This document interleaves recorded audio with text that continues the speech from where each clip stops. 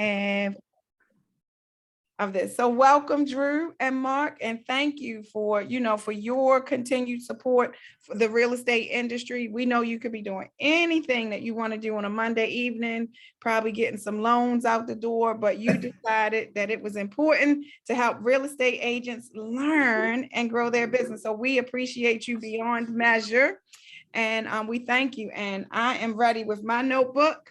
And I'm going to take lots of notes because I got to get this YouTube. Okay, thank you.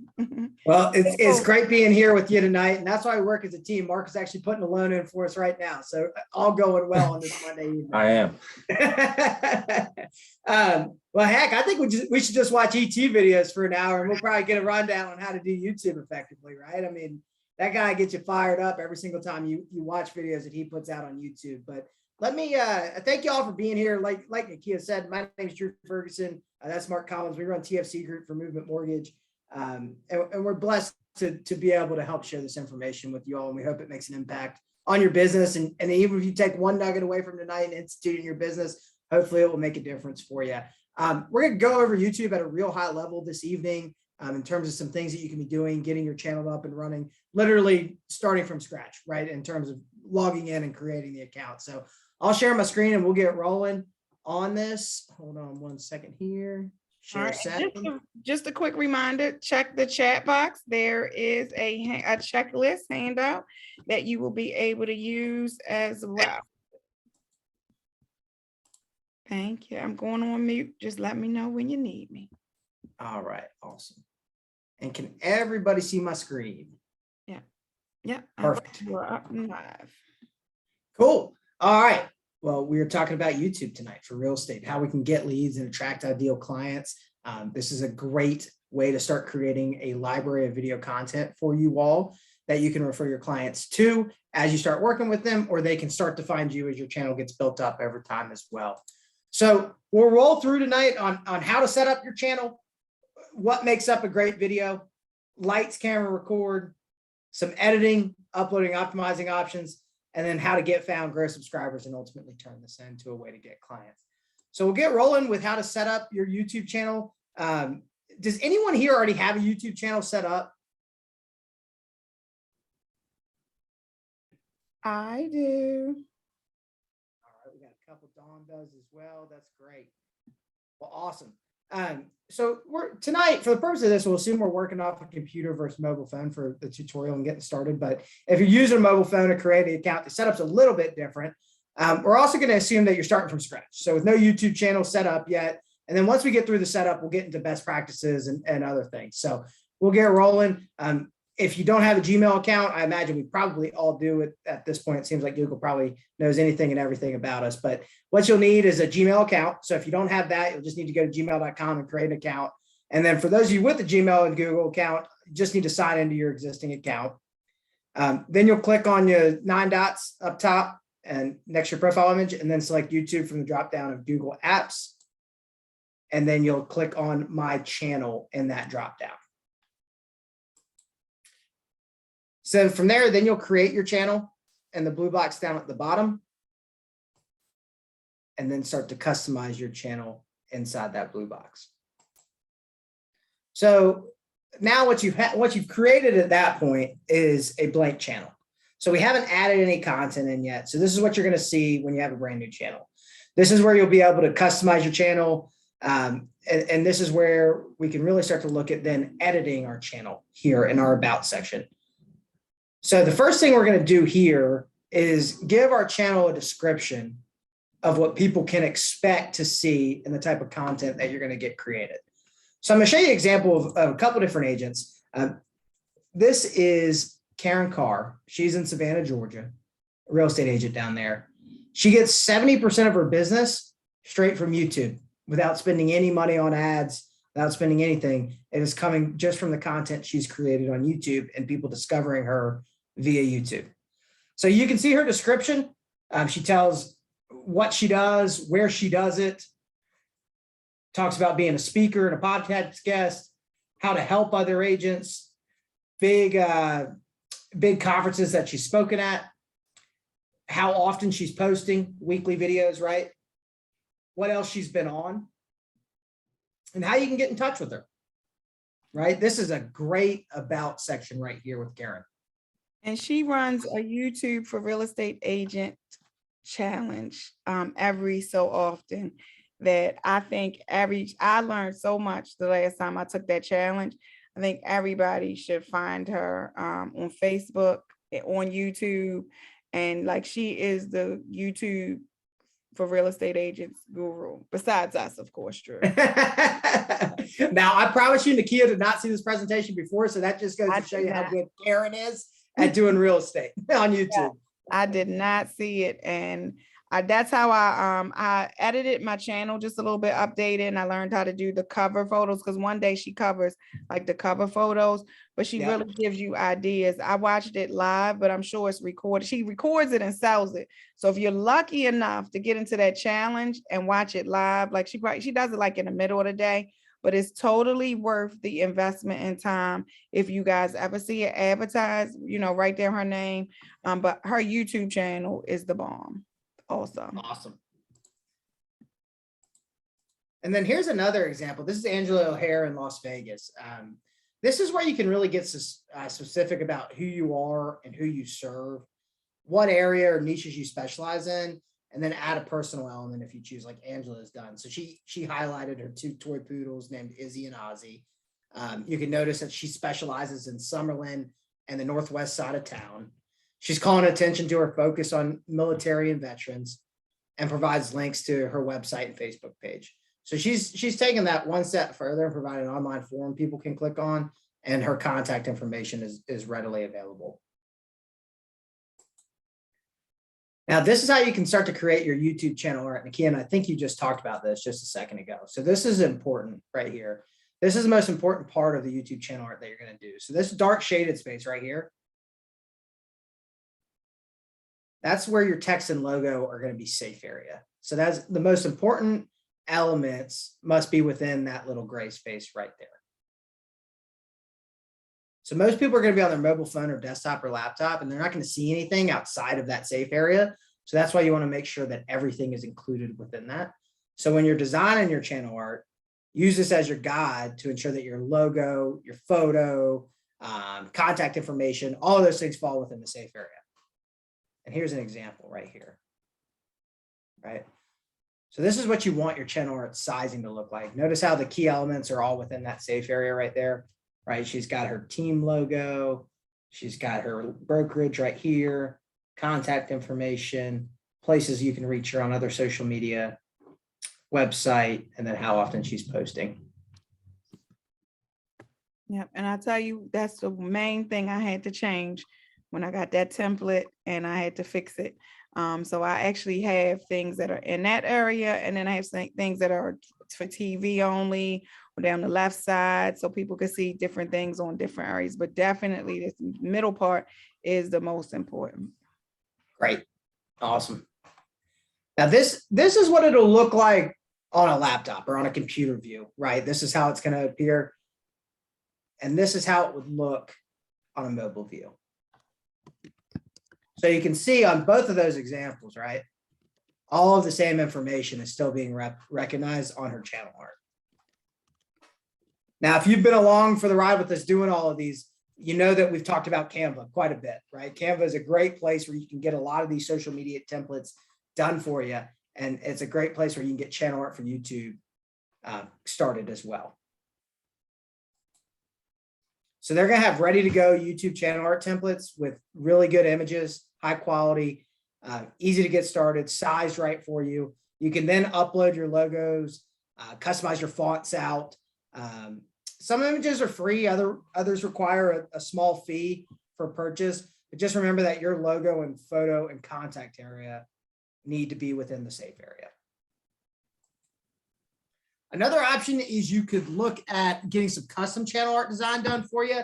Fiverr.com is another site that we've talked about a lot during our Movement Monday series. You can get affordable graphic design services there and have custom art, channel art created for you.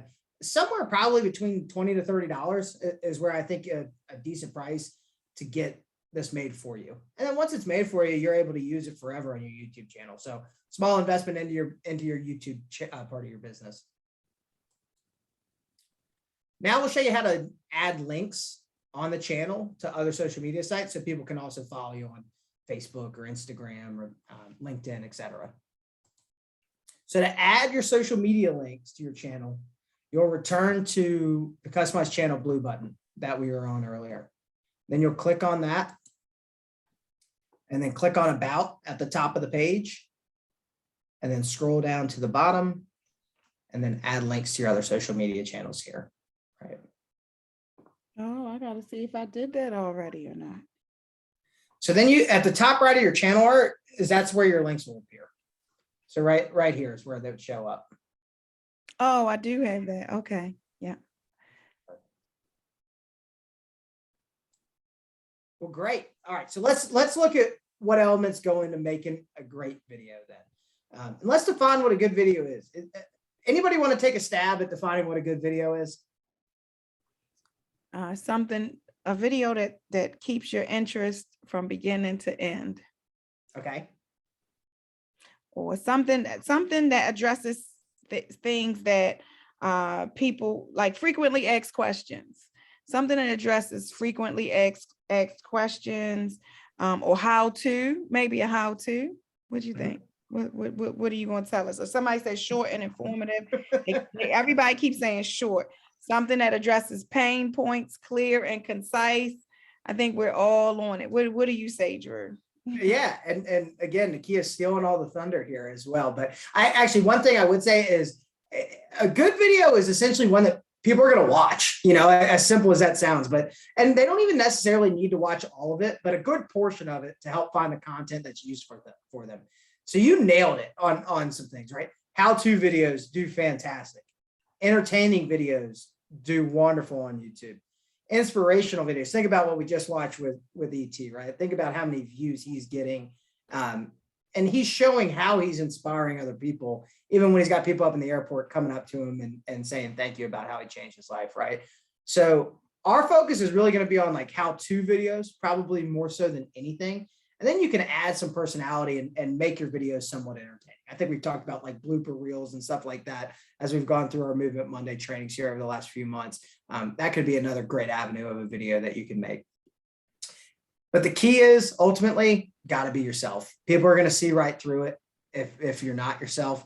So just because the camera's on doesn't mean you need to be any different. So besides good lighting and quality audio, right? We know we need that to make a video good, but a good video also contains these 4 elements: a compelling hook, a brief intro, and then deliver on the topic you promised, and then ultimately wrap up with a call to action. I'm going to show you an example of a video right here. We're not going to watch the whole thing just because I don't want you guys to check out and go to sleep on me. But here's just an example. What are the pros and cons of living in Las Vegas? Well, that's what we're talking about today, and we're starting right now.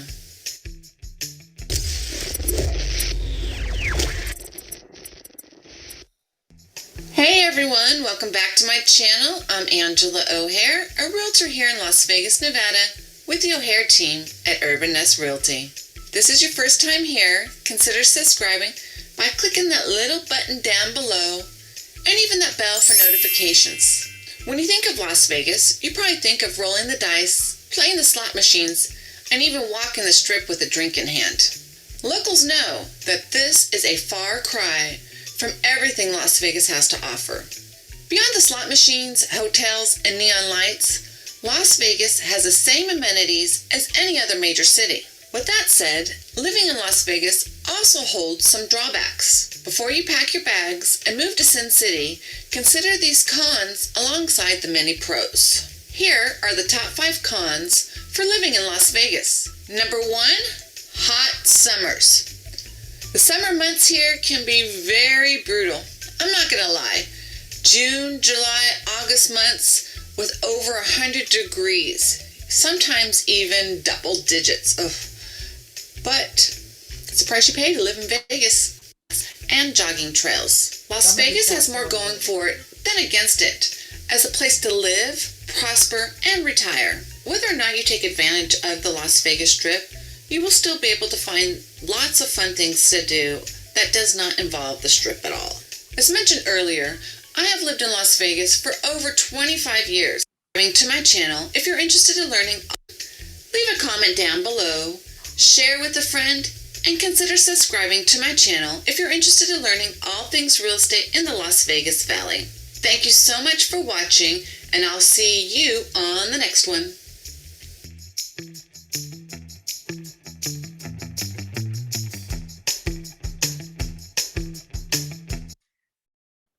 So we can see that she does a great job of having the hook to get people interested, deliver it on the video, and then the call to action to like, comment, and subscribe to her channel, right? That really sums up a nice video there when talking about just something as simple as the pros and cons of living in the city that you sell real estate in. So now let's talk about what is the viewer seeing it, right? Like we think about, okay, well, we're shooting the video, but we got to think what's the viewer seeing as well. So when we're recording the video, it's important to understand what the viewer's experience is going to be across different devices. So on a laptop, there's really a large viewing area, right? You can go into a full screen, really nice user experience. But we probably all know most of us consume our content on our phones these days. So YouTube reports that over 70% of people watch videos on their mobile devices. And honestly, I wouldn't be shocked if that number's higher, right? Because that is from a couple of years ago. So when we look at 70% plus of people utilizing their cell phone to watch videos, we should probably make content that's going to look really good when it comes across on the cell phone, right? So a brief thought about horizontal and vertical videos, or landscape or portrait, right? Lots of debate around this topic. We know most people are viewing video on their mobile phones in vertical format. It's the most natural way that you hold your phone, right? And all the other social media platforms allow for easy recording and uploading a vertical video. But what happens when you record a vertical video on your mobile phone and upload it to YouTube, it comes out looking like this. Anybody ever seen videos on YouTube that look like this? Yes, it's bad. Right. The quality doesn't look as good. You're kind of like, what are we watching here? But in the past, if you uploaded a vertical video to YouTube, it was viewed on desktop. You would see the black bars right there, right? And the video wouldn't come out looking good. However, YouTube launched an update to the video player on desktop. So the player now automatically adapts to provide the best viewing experience based on the size and your computer screen / browser size. So now this update applies to any video that is not recorded in widescreen or horizontal format. So if a video is recorded on a mobile phone in portrait mode, now looks like this when it's viewed on the desktop, which gets rid of the black bars there. It almost kind of looks like a reel or a TikTok almost in terms of the viewing experience that you get. But since most people are watching on their phones now, this is going to be the most popular user view that they get when you record video horizontally. So the user can click the video and then they're able to turn their phone sideways, right? Turn it into that landscape mode, and then they get the full screen effect.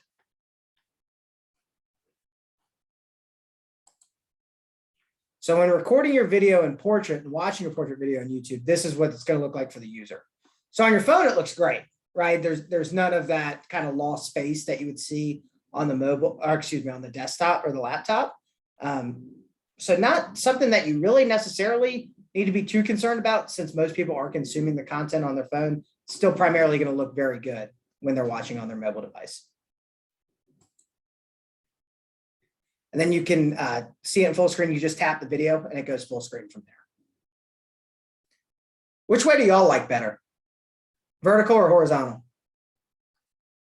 Mostly horizontal, but I was told something about shorts. So we're going to talk about shorts.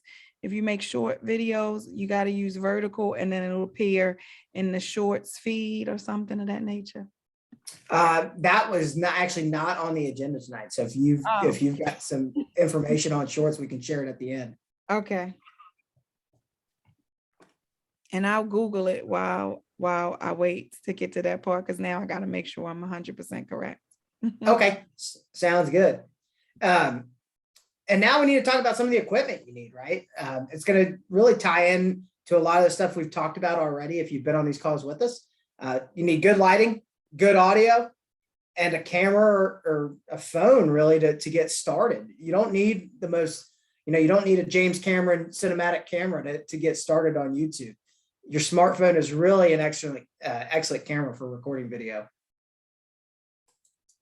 So for lighting, if you have good natural light, let's use that. But if not, you'll want to invest in lighting. There's lots of options you can research on Amazon, but one of the popular ones is certainly the selfie ring light. I know a lot of you on this call have one of these already and are using it for creating video content. So if you've got that, this is a perfect thing that'll help you get started with lighting. Then good audio.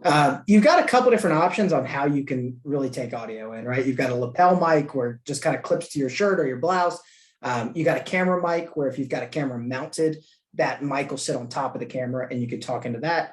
Or if you are just kind of sitting down conducting an interview, you've got a boom mic as well as another type of microphone you can use to get good audio. So here are some best practices when you're actually recording your video, right? So make an outline of what you talk about.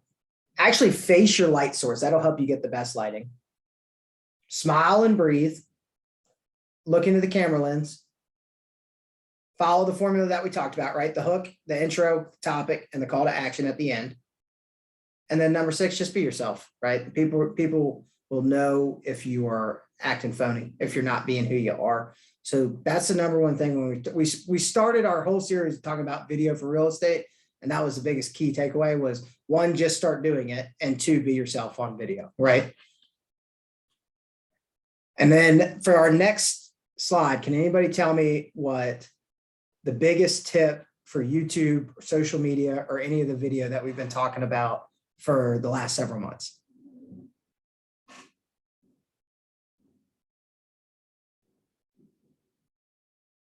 Just get started. Doesn't matter. I don't know. Consistency, right? Just getting started is the building blocks of it. And then the consistency and doing it, right? The number one reason people fail is because they're not patient. They're not consistent in the content that they're creating. Carr, the girl who we looked at earlier, who Nakia follows on YouTube, she uploaded a video per week for almost 2 years before she started getting immense results. But she stuck with it. Now she's getting over 70% of her business off of YouTube and not spending any money on ad spend, right? She's simply creating good content that's engaging, that people relate to. But it didn't happen overnight for her. It took her years of doing it and doing it consistently for it to start to pay off for her. Okay, so you got a couple different options once you've got your video recorded. You got to edit it and we got to upload it to YouTube. And then we got to help optimize the keywords so that you get the maximum reach on it. So we'll briefly unpack a couple of these things here. So video editing, you got 2 options, right? You can either do it yourself if you're tech savvy, or you can outsource and have somebody do it for you. Anybody got a preference on do it yourself versus outsourcing it?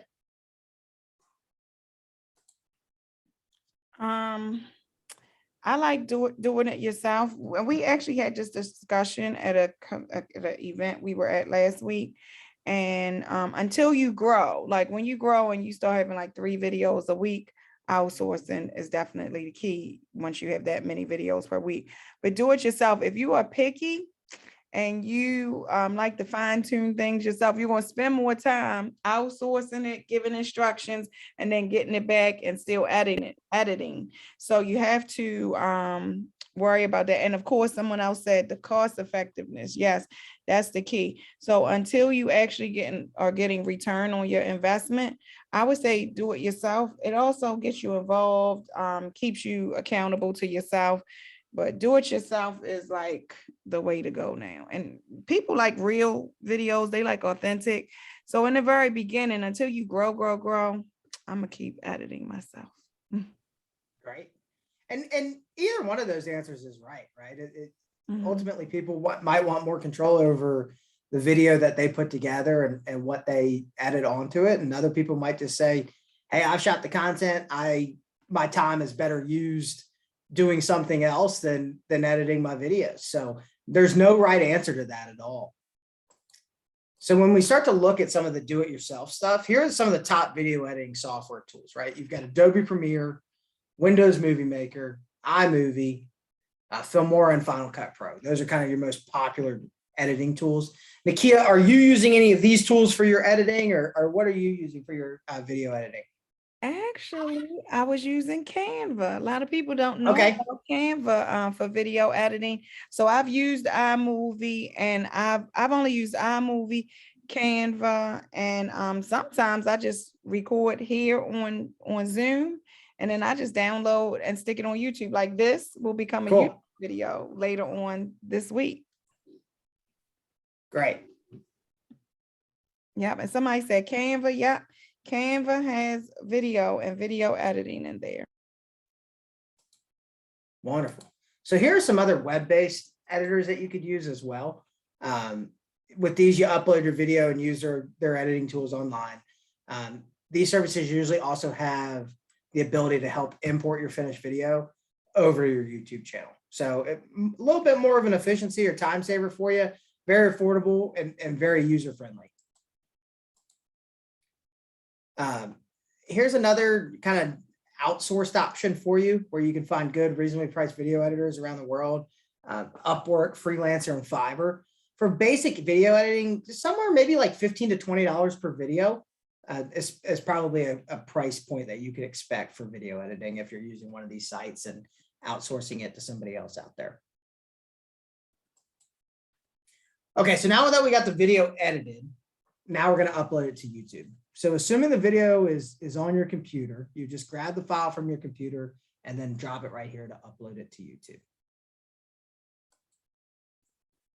Then we want to make sure that we get our tags right for who will be able to see it. So public probably kind of goes without saying, but anyone would be able to see your video. It can appear as a suggested video. It'll be listed in the video sections on your channel. Unlisted, this means that only people who have a link to the video can watch it.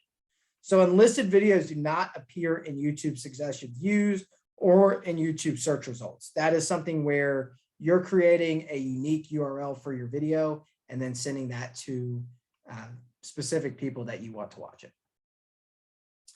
Private is videos with the private setting can only be seen by you and the users that you choose to allow to see those videos. So private videos are not going to appear on your channel. They're not discoverable from all users, right? They're not going to be able to be found via search.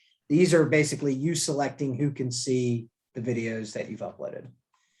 And then scheduled. This privacy setting uploads the videos to your channel, but makes it so the video is not seen by the public until the date that you choose, the time that you choose during this upload. So this setting allows you to really help plan out a video campaign or series without having to upload each video individually. Nakia, I know you and I have talked about this plenty, but you all could cut out 1 or 2 days where you spend time shooting all the content that you want for 12 months, right? And then you could spend another few days getting it edited, getting ready to rock and roll, and come in here and you could schedule it so that Tuesdays at 6 p.m., every Tuesday at 6 p.m., a new video post for you, right? So that way you're not worried about creating the content every week, having somebody to be available to shoot it for you every week, having to then edit it every week, and having to then upload it every week, right? If you cut out the time to just do a bulk series of videos to be created, you can come in here and schedule out your post for a year and not have to think about it. Yeah. And you should spend about 1 time a week or 1 time a month in your scheduling tools. And because you've participated with me, I love my content days. I have enough content for the next 6 months that I haven't even released yet. I have like 30 something videos, photos, and they can always be repurposed. Like, so the things that you're putting on Facebook, you can repurpose to other social media channels. There's a good question in the chat box. I'm sure we are probably going to get to it. I don't know if you want to answer now. But there's two good questions from Linda right now. She wanted to know, how do you get people to your channel? And then her last question is this the same as people who post their videos directly on Facebook? So Linda, you might got to give us a little more because we were probably talking and don't know what you mean with that second part. But the very first part, how to get people to your channel, word of mouth, keep posting, keep sharing. I ask people to follow me. I have contests to follow me. Share it on socials. Yeah. Just I built my YouTube channel by sharing on social, and I think I got to over 1,000 followers because I just kept asking. Like I think 1 week I might have just asked 100 times, like follow me on social media. And if it was 10 people a day, 100 people a day, you should get your current followers over to YouTube as much as you can, basically. And do you want to elaborate on the second question? Is it the same? Is this the same as people who post their videos directly to Facebook? If you can. Yeah, I think I was just wondering because sometimes when you open Facebook and you're just scrolling through, all of a sudden people are in a video and they're like, "Hi, how are you guys today? Hope you're having a great day." And they post video and it just comes up in your feed. So no, if you're seeing it on like Facebook or Instagram, then those are videos over there. YouTube videos will have a link. So you'll see a YouTube link. You'll have to click the link to get to the YouTube videos. However, I will tell you this, the same video that you record for YouTube, you can post directly to Facebook without the YouTube link. And that's really called repurposing or multi-purposing your video. So sometimes I may record something for YouTube, but I can also post it on Facebook without a YouTube link. If that, hopefully, I think that may answer your question.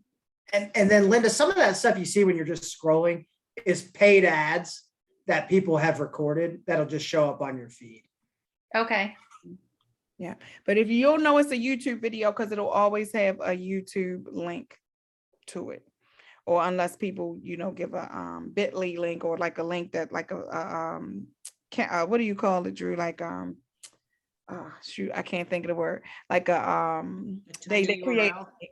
Yeah, like say it one more time. The tiny URL customized link. Yeah, you can do those as well. How do you post on your Facebook without the YouTube link? You just have the same video in your phone. You share it on Facebook instead of uploading it to YouTube. So that's probably really the only way, Dawn. So like you'll have a video, you can upload it to Facebook. The same way you upload to Facebook, you can upload to YouTube, except in YouTube, you need all of those. You got to name it and do something editing. Or fill in the blanks. You got to answer the questions and do some things on YouTube. So it's kind of faster on social media, but you want links to your videos. That's like kind of a good thing because you can share the links in text messages and things of that nature. Another question. We kind of taking over, Drew. Hold on. How do you get your video from your phone to your computer?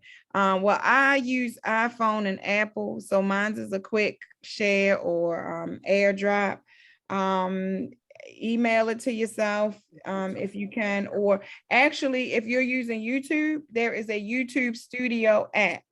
So you no longer have to go from your phone to the computer to get to YouTube. If you are, most apps will you can do everything from your phone almost these days. Even Canva, because at first Canva video only worked on a computer, but they've updated the software and now you can create videos and have music and everything right from your cell phone. So I would say, Linda, that you probably don't have to upload from your phone to your computer.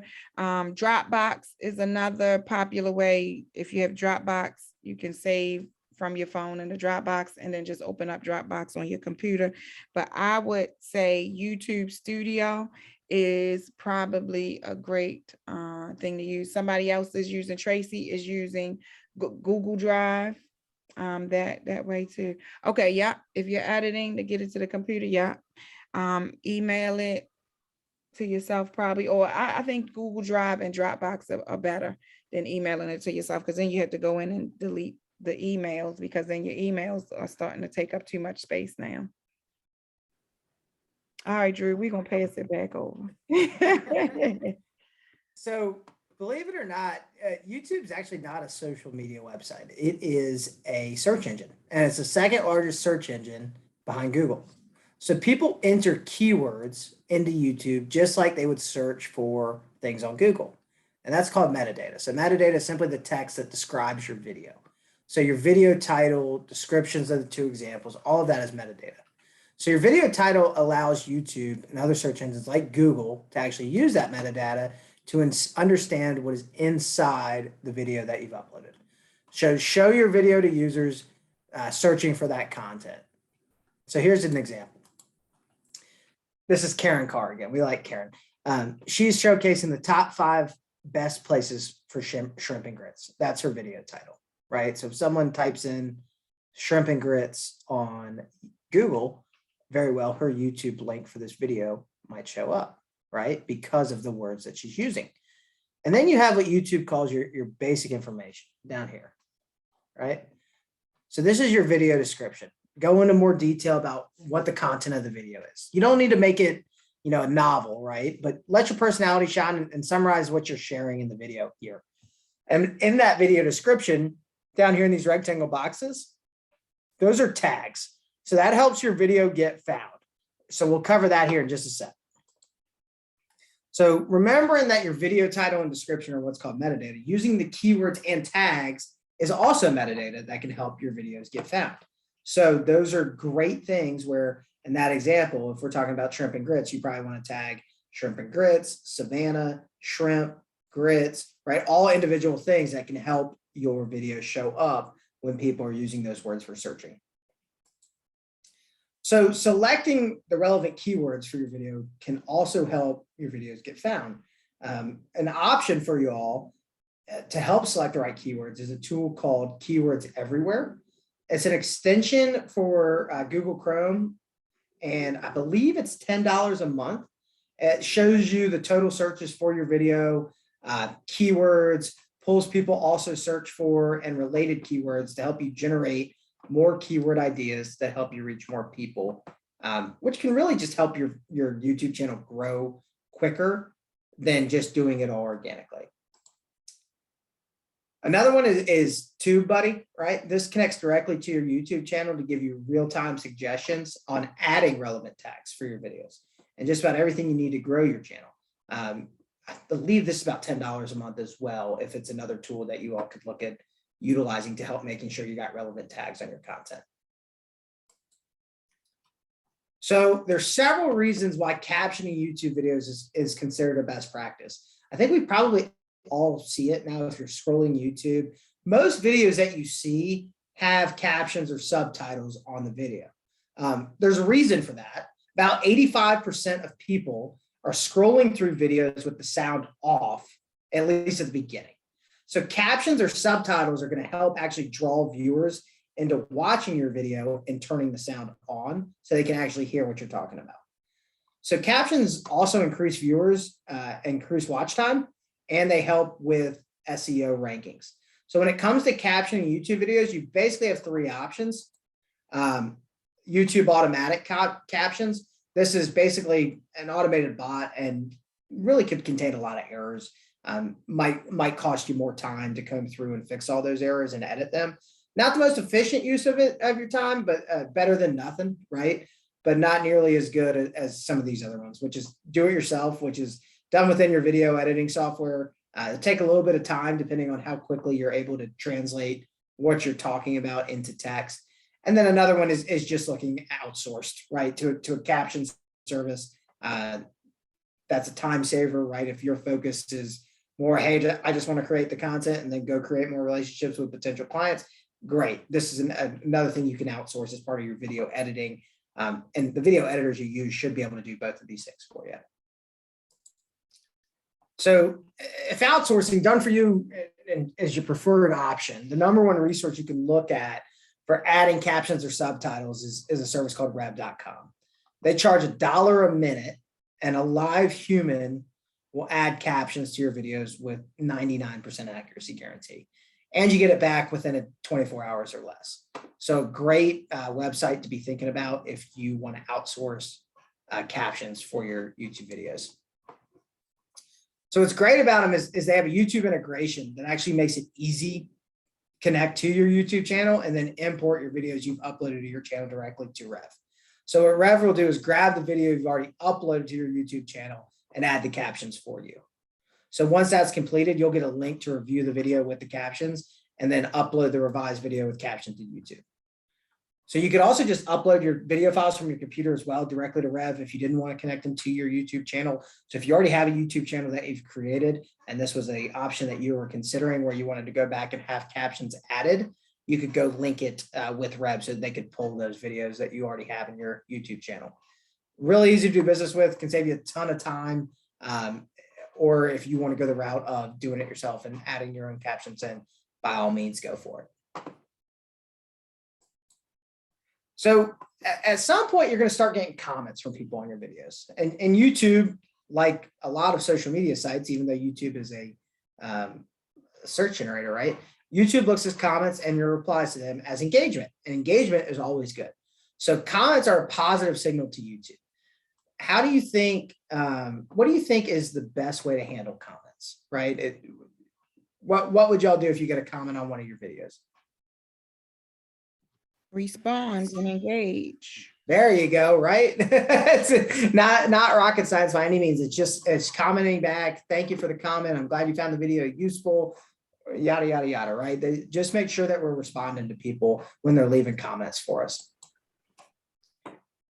And then to make sure you don't miss out on people commenting on your videos and subscribing to your channel, click the bell icon at the top right here.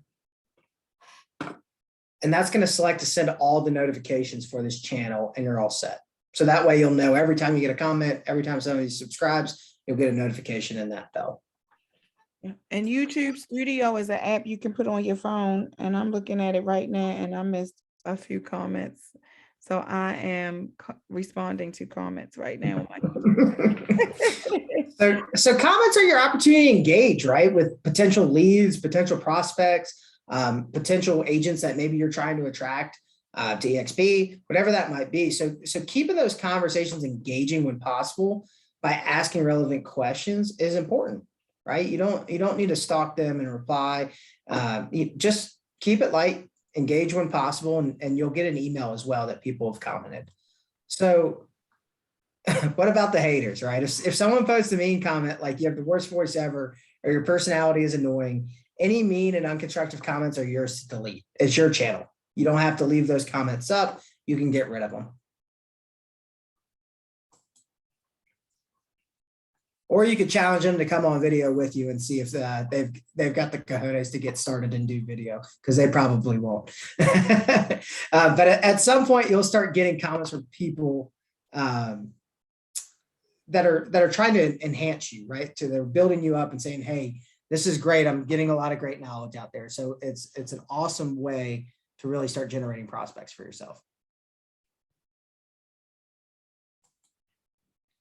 So when people search videos and see a list of videos to choose from, data shows that people click on the videos with eye-catching thumbnails, right? So it makes sense when we're looking at videos, stuff that pops out on the screen is naturally going to draw our eyes to it.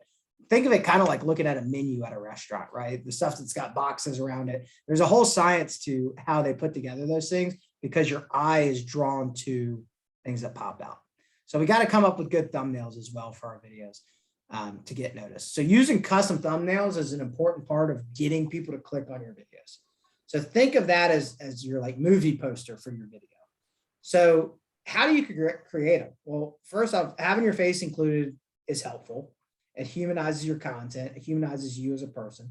And then the easiest way to handle that is to just shoot a bunch of post pictures that you can use and repurpose on your video thumbnails. So that can be with yourself and good lighting. It can be done with a photographer. You can put one of your kids to work to take these pictures for you. But if you just have a big library of these pictures, you can start to create some good thumbnails with them. We can go back to our friends over at Canva, right? You can upload them to Canva. Canva provides great templates to help create YouTube thumbnails for you.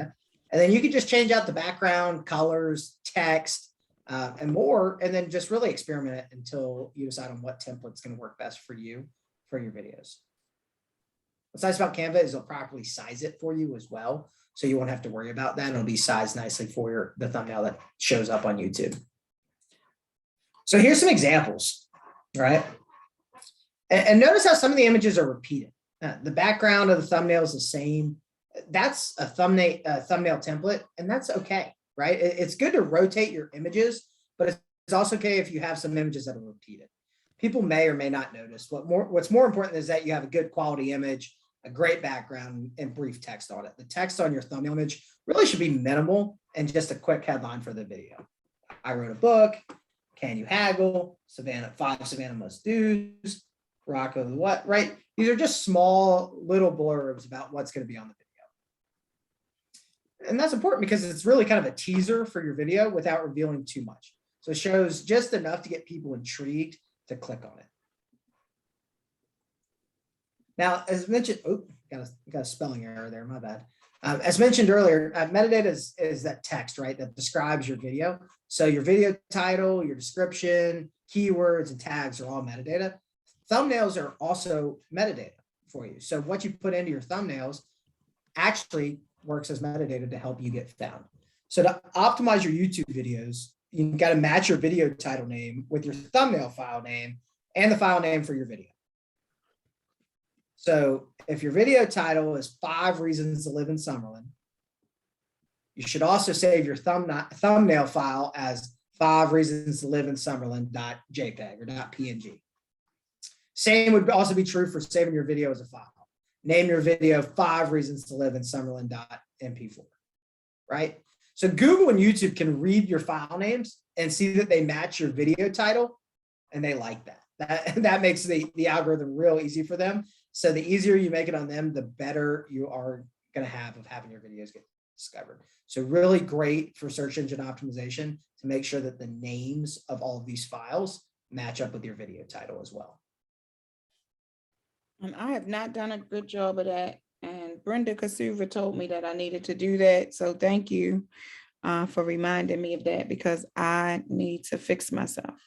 I was going back through this over the weekend, and I found that very, very fascinating, because it's something I would have never even thought about of mattering, but it makes a big difference in your ability to get found. Yes, it does.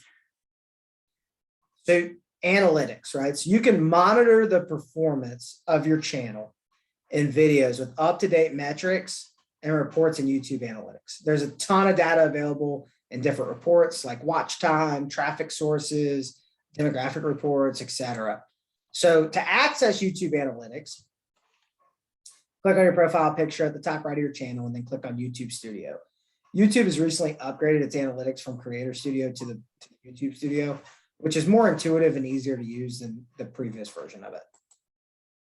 So then you're going to be taken to a new YouTube Studio dashboard and click on Analytics on the left sidebar.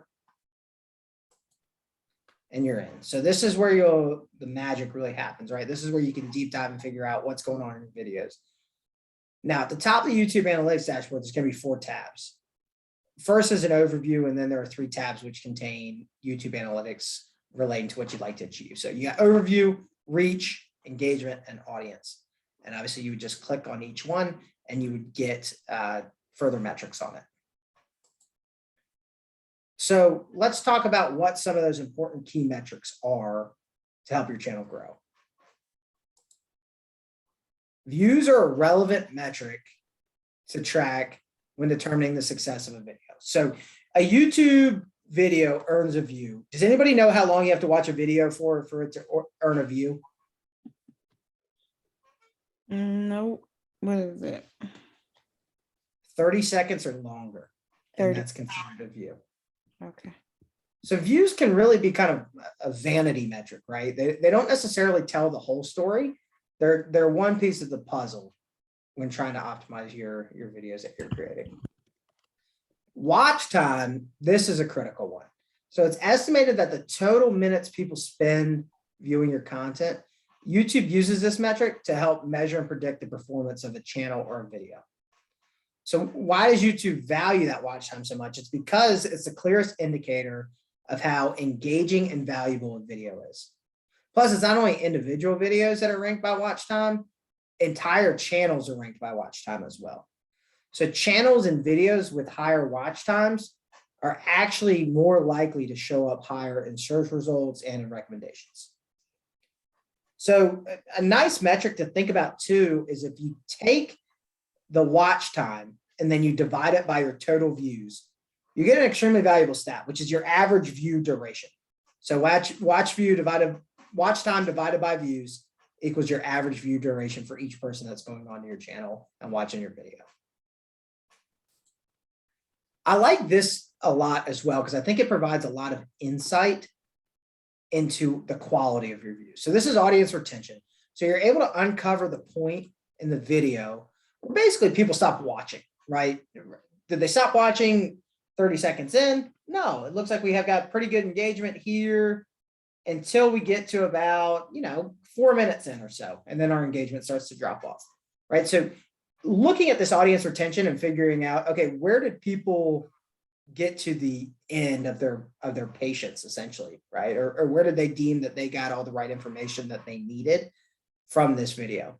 Really nice statistic right here with audience retention, because it can help you also put together the appropriate length videos where people's attention spans will still be there. And then here's the demographics tab as well. To get a better understanding of the types of people watching your video, check out the demographics page, right? For your YouTube analytics.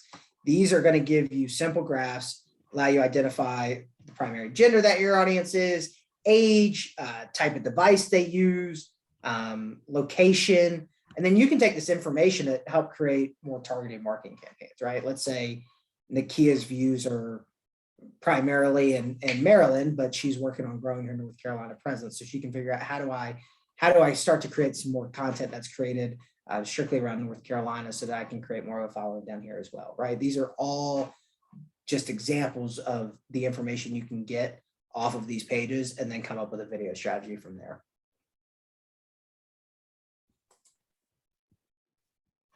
And then traffic sources, right? So understanding where most of your video traffic is coming from is crucial.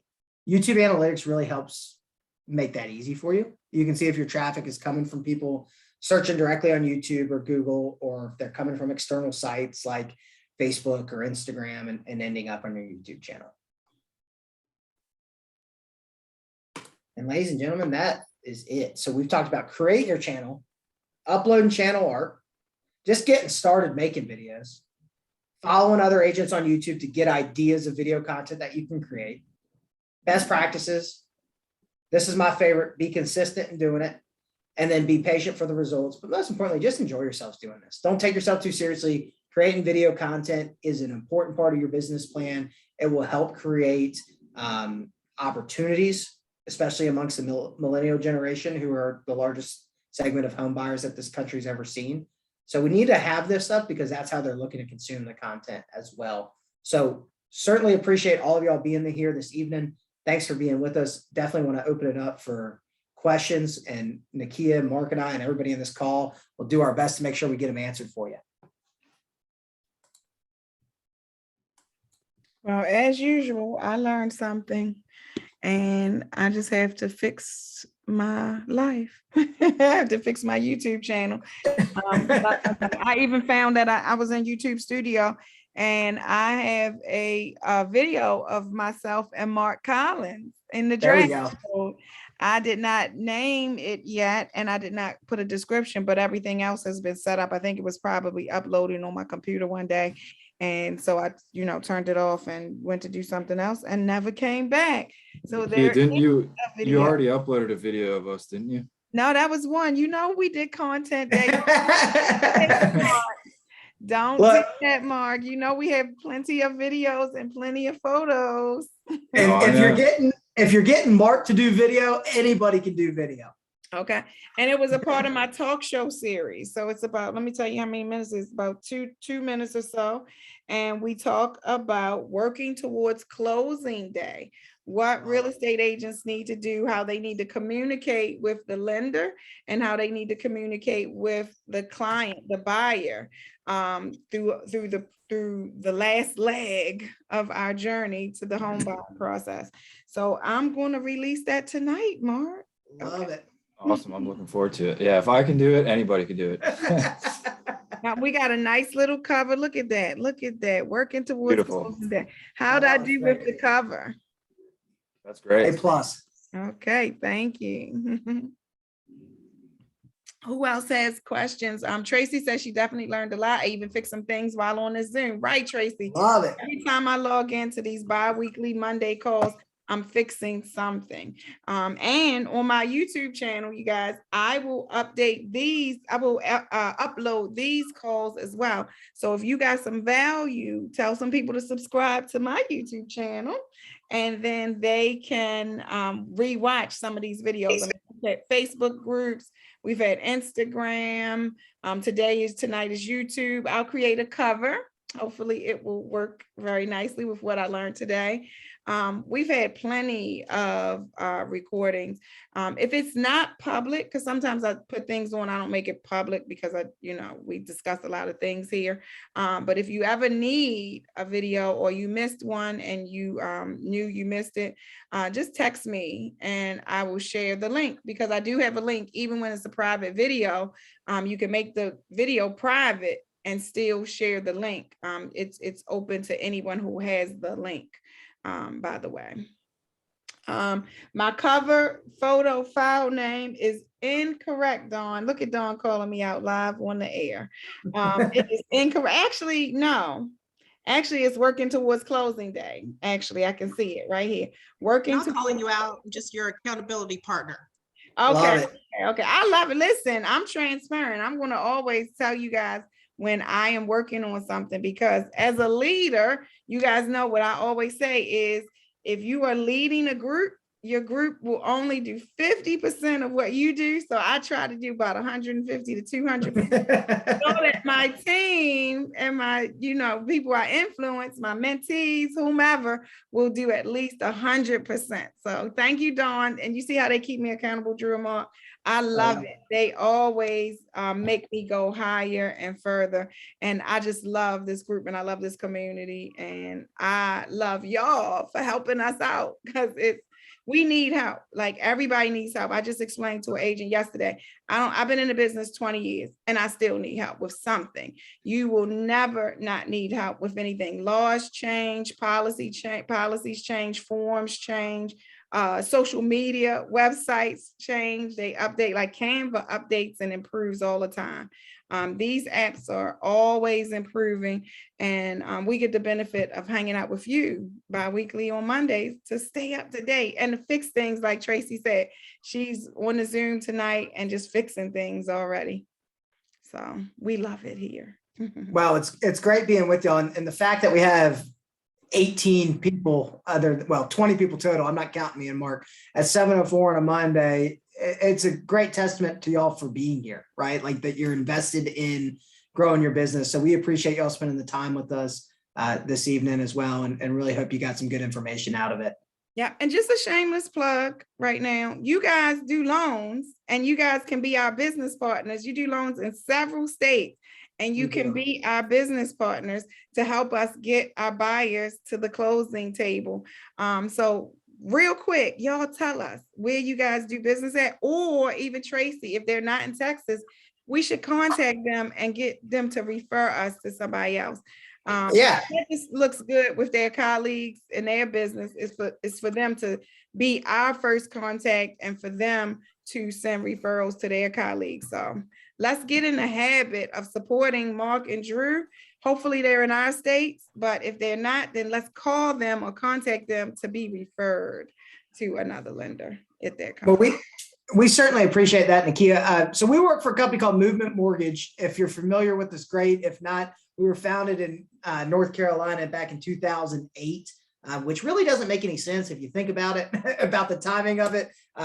The head of the company, really, his foundation and philosophy has always been, we've got to stop thinking about loans as a number, and we got to think about the people behind them and the families behind them that we're serving. And that foundation and philosophy has taken us a long way. We're the top 6 purchase lender in the country, and just 16 short years that we've been in business as a company. Did I just do that math wrong? Probably. That's why Mark's the numbers guy. But anyway, Mark and I are licensed in North Carolina, South Carolina, Virginia, Florida, Illinois, and Georgia. I just put it in the Right. chat. Yeah. We are, as a company, are licensed in all 50 states. So if Mark and I are not licensed in a state that you all are in, or that you have a client in, we can certainly get you connected with a great loan officer in your area that works for Movement. And if there's an opportunity, Mark and I can absolutely look at getting an additional license as well to help serve you and your clients. We believe in a truly an upfront pre-approval, meaning that we don't just issue pre-approvals just based off of what somebody tells us, right? Or somebody puts on an application. We want to see the documentation to back it up.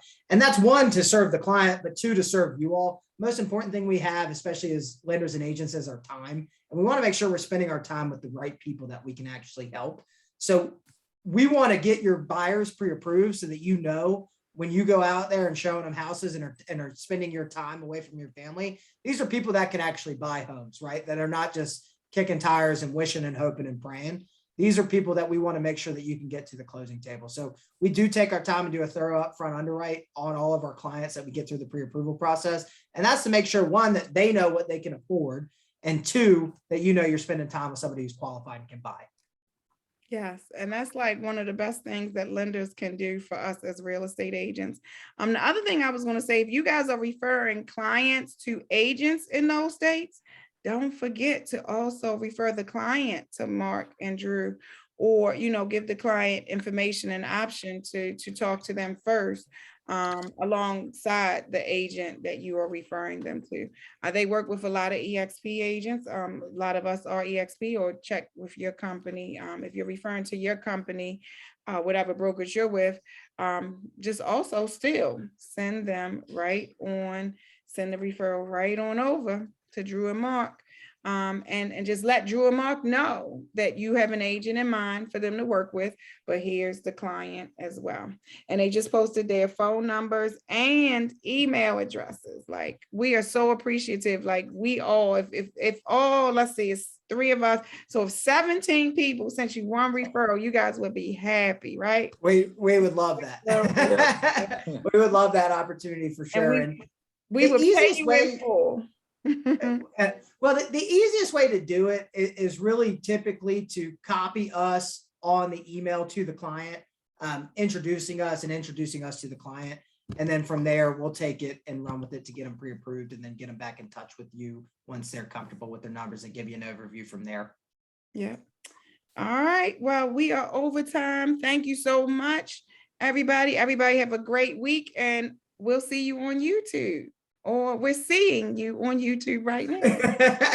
See y'all later. Have a great evening. Bye, everyone. Thank you. Bye. Bye-bye.